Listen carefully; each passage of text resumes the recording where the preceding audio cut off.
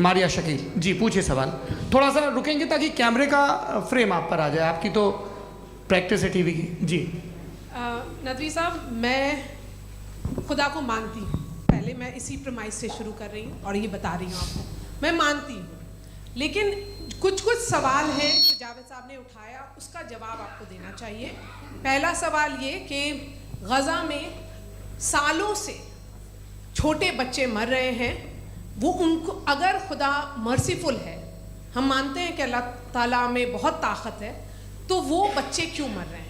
दूसरी बात ये कि अगर कंटिजेंसी की जो आप बात करते हैं, पूरे मुस्लिम ममालिक मिल करके भी उन गज़ा के बच्चों को क्यों नहीं बचा पा रहे हैं? क्योंकि अगर वो चाहते, क्योंकि अल्लाह ताला उन पर हुकूमत करते हैं, सब पर हुकूमत करते हैं, तो वो उनको क्यों नहीं बचा? जी थैंक यू वेरी मच। बहुत अच्छा किया आपने इस चीज़ को जिक्र कर दिया, मैं इसको और अच्छे से एक्सप्लेन करने की कोशिश करता हूँ। देखें, जहाँ तक आपने कहा कि गज़ा के बच्चों को मारा जा रहा है, देखें दो वर्ल्ड व्यू है, एक एथीस्टिक वर्ल्ड व्यू, एक थीस्टिक वर्ल्ड व्यू है। बच्चे मर रहे हैं दोनों वर्ल्ड व्यू में, लेकिन हमारा वर्ल्ड व्यू कह रहा है कि रिकॉम्पेंस है, ये कह रहे हैं कि उनका मरना बेकार जाने वाला है, कोई उसका रिकॉम्पेंस नहीं है, चूंकि इनके यहाँ आखिरत और अल्लाह का कोई तसव्वुर या गॉड का कोई तसव्वुर नहीं है। आपने ये सवाल किया कि गॉड मर्सीफुल है, क्यों नहीं रोकता, ये मैंने बताया कि ये मिसकंसेप्शन है लोगों के दरमियान कि गॉड को सिर्फ मर्सीफुल और ओमनीपोटेंट समझते हैं। गॉड के सिर्फ यही दो एट्रीब्यूट्स नहीं हैं, गॉड के कई सारे एट्रीब्यूट्स हैं, उनमें से अल हकीम भी है, उनमें से ऑल वाइज भी है, ऑल नोइंग भी है।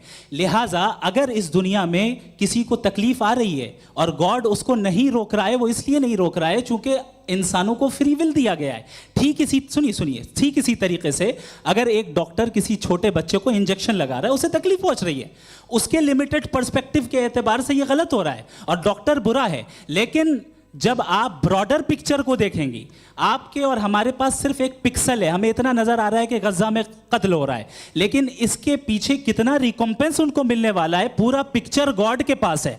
तो एक पिक्सल से आप पूरे पिक्चर को कभी भी जज नहीं कर सकती। आप इसमें कुछ जोड़ना चाहेंगे?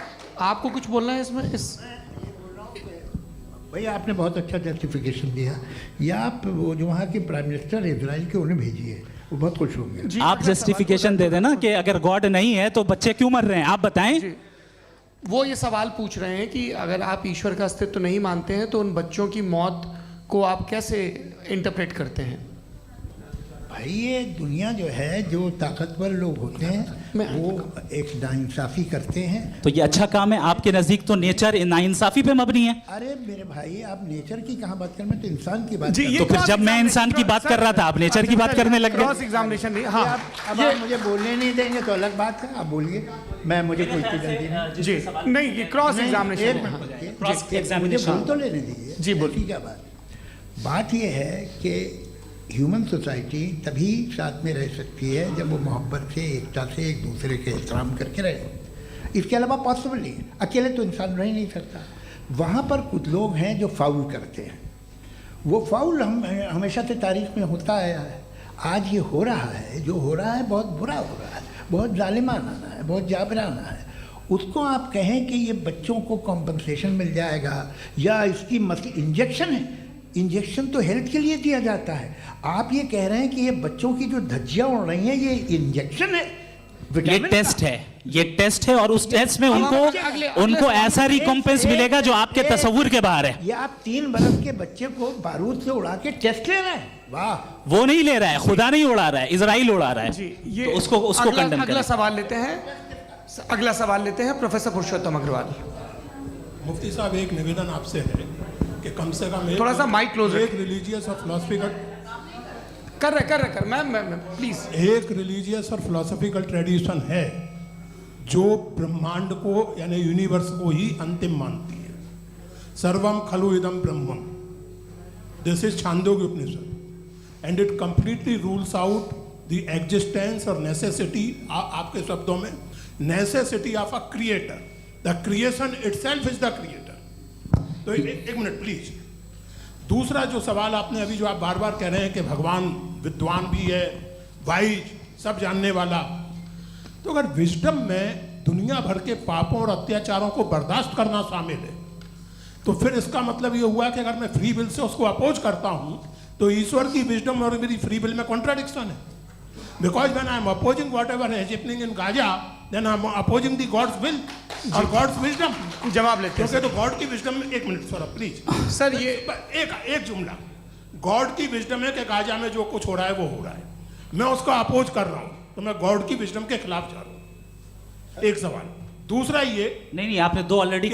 सर आप और सवाल कर लें, लेकिन मुझे दो जवाब दे सर, दें। सर, पहले आपने ये कहा, सुनिए मेरी बात सुनिए। भाई इजराइल के गॉड के मुताबिक तुम्हारा ठीक हो रहा है ना? नहीं हो रहा है, ठीक नहीं हो रहा है, मैं बता रहा हूँ क्या हो रहा है।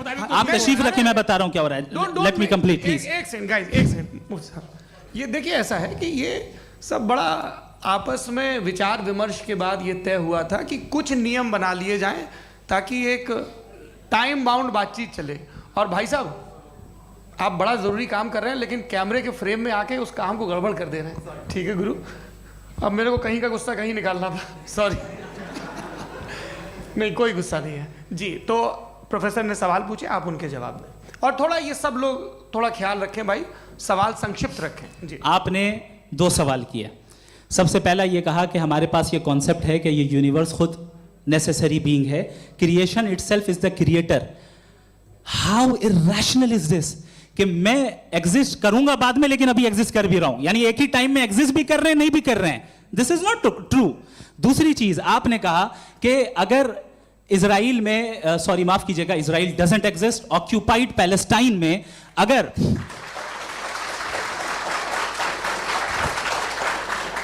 ऑक्यूपाइड पैलेस्टाइन में बच्चों को मारा जा रहा है फ्री विल की वजह से और गॉड नहीं रोक रहा, ये कॉन्ट्रडिक्शन है। ये बताइए कि एक एग्जाम में एक बच्चा गलत आंसर लिख रहा है, सुनिए, एग्जामिनर चाहे तो रोक सकता है, क्यों नहीं रोक रहा है?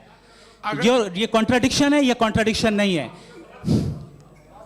माइक नहीं सर, ये आपस में जी, ये क्या आपका सवाल? माइक दीजिए। फ्री विल दिया गया है टेस्ट के लिए, अकाउंटेबिलिटी के लिए। अगर फ्री विल नहीं होता तो आप कहते हैं हमें रोबोट बना दिया गया। नॉट मिसरिप्रेजेंट माय पोजीशन, आपकी जो भी पोजीशन, मैं अपनी फ्री विल के नाते, अपने ह्यूमन विजडम के नाते गाजा में हो रही अत्याचार का विरोध करता हूं। बिल्कुल करना चाहिए। आपके हिसाब से मैं गॉड की विजडम का विरोध कर रहा हूं? बिल्कुल नहीं, वहां जो हो रहा है गॉड की, बिल्कुल भी नहीं, बिल्कुल भी नहीं। उसका वहां पर गाजा में कत्ल होना ये इंसानों के गलत इस्तेमाल का नतीजा है, फ्री विल के इस्तेमाल का नतीजा है। गॉड इसका हुक्म नहीं देता, उससे रोकता है। यही तो मसला है ना, आपके लिए कॉन्सेप्ट क्लियर? नहीं भाई, आपने तो बताया था इंजेक्शन लगाने से बच्चे को तकलीफ होती है, ये इंजेक्शन लगा। सर आप ऐसे रेटोरिक स्टेटमेंट दे तब तो कोई मसला नहीं समझते रहेंगे। This is a rhetoric statement, this is not a logical argument sir. I am sorry, I am sorry. आखिरी 30 मिनट बड़े मुश्किल होने वाले हैं जी। मुफ्ती साहब आगे बैठे हैं, इनको माइक दीजिए। हाँ तरुण, माइक आप अपने पास रखिए, आपको कैमरे का फ्रेम पता है जी। सबसे पहले दोनों को मुबारकबाद। एक सर अपना आप नाम बता दें। आप अमेरिका में शिकागो में रहते हैं, इतना मुझे याद है। बताया आपको, यासिर नदीम अलवाजदी मेरा नाम है। जावेद सर, आपसे एक क्वेश्चन है इन्फिनिट रिग्रेस के ताल्लुक से। एक हाइपोथेटिकल सिनेरियो है, मसलन अगर आप सर माइक थोड़ा सा प्लीज क्लोज रखिए। ओके जी। अगर आप शायर इसलिए हैं कि आपके कोई उस्ताद शायर थे, और वो इसलिए शायर थे कि उनके कोई उस्ताद शायर थे, और इसी तरीके से हम माजी में पीछे चलते चलते चले जाएं और कहीं ना रुके, तो माफ़ कीजिएगा आप कभी शायर नहीं हो सकते। लेकिन आप शायर हैं, आपका शायर एग्जिस्ट करता है, इसका मतलब ये है कि आप कहीं ना कहीं रुके हैं। तो मेरा सवाल ये है कि क्या आप इन्फिनिट रिग्रेस ऑफ कॉजेस को लॉजिकल फैलेसी मानते हैं या नहीं मानते? हाँ या ना? मैं इन्हें लॉजिकल फैलेसी नहीं मानता हूँ, लेकिन मेरा प्रॉब्लम यह है कि जब मैं नहीं मानता हूँ तो I will continue with this logic जो फैलेसी नहीं हो। आप एक जगह रुक जाते हैं जाके, आप कहते हैं ये गेंद कैसे बनी, ये जजीरा कैसे बना, ये समंदर कैसे बना, ये ज़मीन कैसे बनी, और अचानक गॉड पे जाके आपको ब्रेक लग जाता है। एक बार आप सवाल नहीं करते कि भाई इनको बनाने वाला तो इनसे भी कॉम्प्लिकेटेड होगा, वो कैसे बना, उसके बारे में आपने इत्मीनान कर लिया, वो हमेशा से है। तो अगर आप उसे हमेशा से मानते हैं तो फिर ये मान लीजिए कि कायनात हमेशा से है, क्या तकलीफ? फिर हम वजूद में नहीं आते जी है? हम मौजूद नहीं। अच्छा सर क्यों नहीं हो मैं सकते? बताऊंगा, प्लीज। जैसे मैंने मिसाल दी आपके शेर, आपका शेर कभी वजूद में ना आता अगर शायर इसी तरह चलते रहते हमेशा। जी माइक मेरे ख्याल से एक सेकंड, इन्फिनिट रिग्रेस का कॉन्सेप्ट क्लियर नहीं हो पाया, ऐसे रहने दें, लेट्स मूव ऑन सर। ठीक है। हाँ थोड़ा सा मॉडरेटर का भी ख्याल रखें। नहीं आपने तो रखा है, आपने रखा है।